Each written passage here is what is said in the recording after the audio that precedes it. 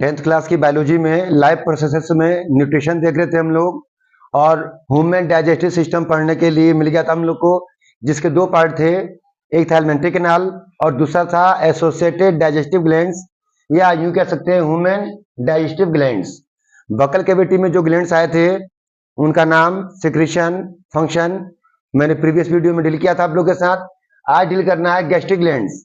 Gastric gland से sense हम लोग का है कि ओसोफेगस है ये, और स्टोमक वाले पार्ट में, स्टोमक की वाल में, ये स्टोमक का जो वाल है, इस वाल में ग्लैंड्स पाए जा रहे हैं। कैसे ग्लैंड्स पाए जा रहे हैं जी?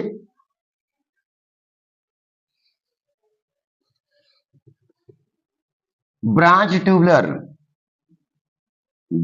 ट्यूबुलर ग्लैंड्स पाए जा रहे हैं। ये सब सेल्स हैं, ये सब सेल्स हैं। 4 ढंग की सेल्स पाई जा रही हैं इस ग्लैंड्स में। कैसा ग्लैंड बोला मैंने आप लोगों से?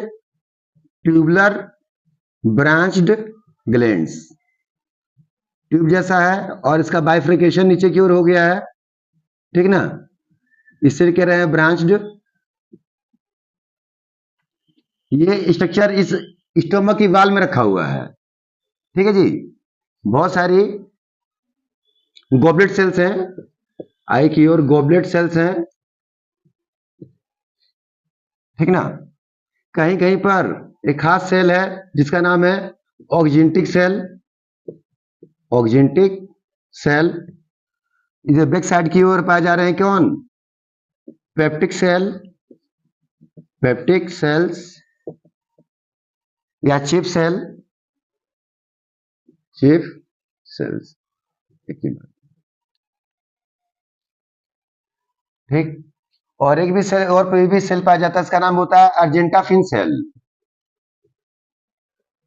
अर्जेंटाफिन सेल्स, ठीक। ऐसे ऐसे बहुत सारे ग्लैंड्स पूरे स्टोमक की वाल में, पूरे स्टोमक की वाल में ऐसे बहुत सारे ग्लैंड्स पाए जा रहे हैं। स्टोमक की वाल में ऐसे बहुत सारे ग्लैंड्स पाए जा रहे हैं। ये ओपनिंग है, ठीक है जी। This is the opening of gastric gland. ये सिंगल स्ट्रक्चर गैस्ट्रिक ग्लैंड कहला रहा है, जो कि 4 ढंग के सेल से मिलकर बना हुआ है। वो 4 ढंग के सेल कौन कौन से दिख रहे हैं आप लोग को? नंबर 1 गॉबलेट सेल,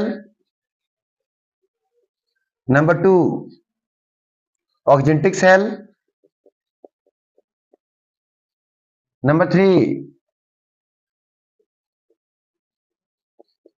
पेप्टिक या chief cell, number 4 argentaffin cell, argentaffin sales.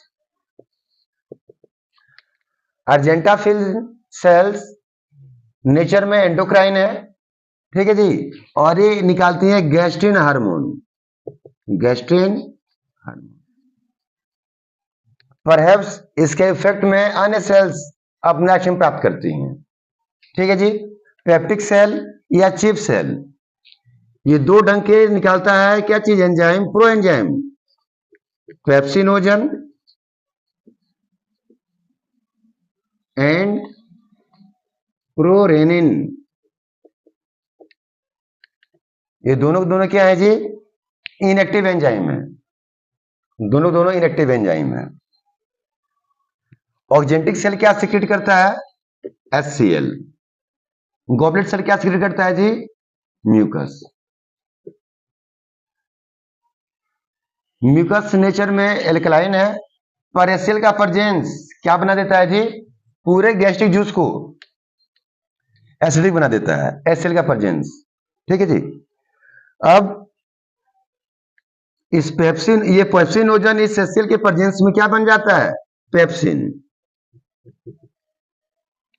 और HCl की प्रेजेंस से प्रोरेनिन क्या बन जाता है जी? रेनिन। प्रोटीन डाइजेस्टिंग एंजाइम है पेप्सिन, प्रोटीन डाइजेस्टिंग एंजाइम है। क्या करता है ये? प्रोटीन को पेप्टोन्स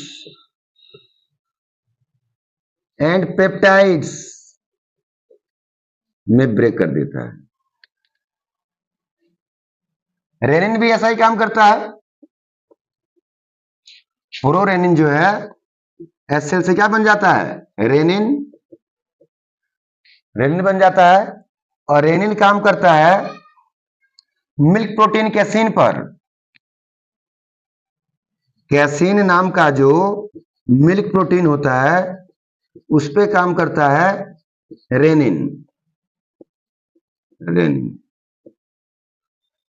कैल्शियम आयन की प्रेजेंस में और क्या बना देता है, कैल्शियम पाराकेसिनेट, पाराकेसिनेट।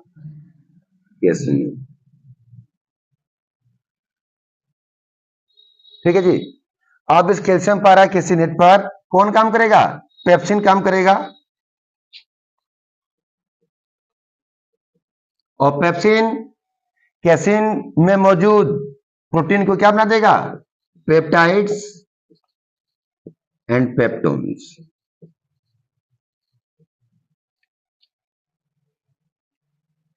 हाँ,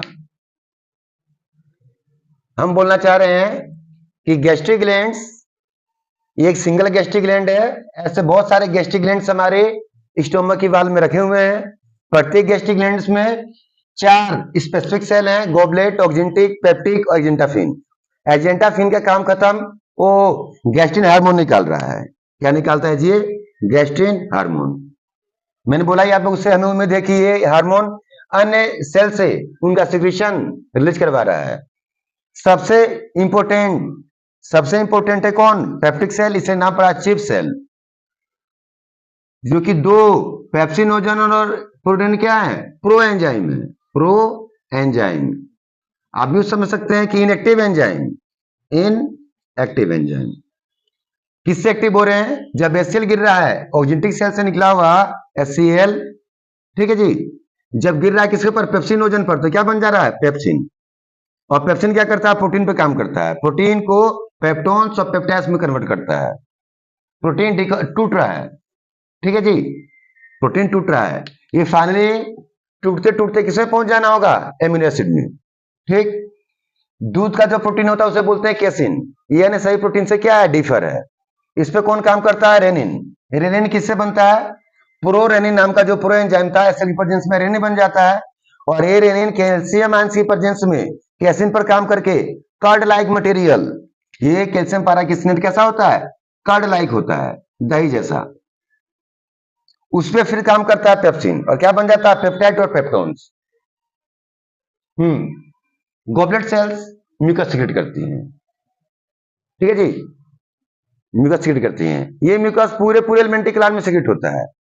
माउथ में भी हो रहा था, ओसोफेगस में ग्लैंड तो नहीं था, पर मैंने कहा था आप लोगों से कि सैलिवरी एमाइलेज का एक्शन कंटिन्यू रहता है ओसोफेगस तक का भी। और जैसे ही भोजन एंट्री करता है किसमें, स्टोमक में, जैसे भोजन स्टोमक में एंट्री करता है तो कौन से, इन सभी सेल का सिक्रीशन काम करना चालू कर देता है।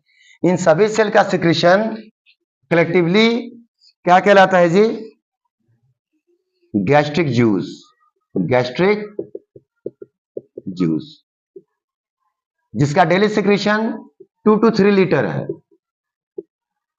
उस पूरे 2 से 3 लीटर के अंदर 0.05 से लेकर 0.2% तक का ही HCl है। HCl का अमाउंट बहुत कम है, ज्यादा अमाउंट किसका है, म्यूकस का ही है।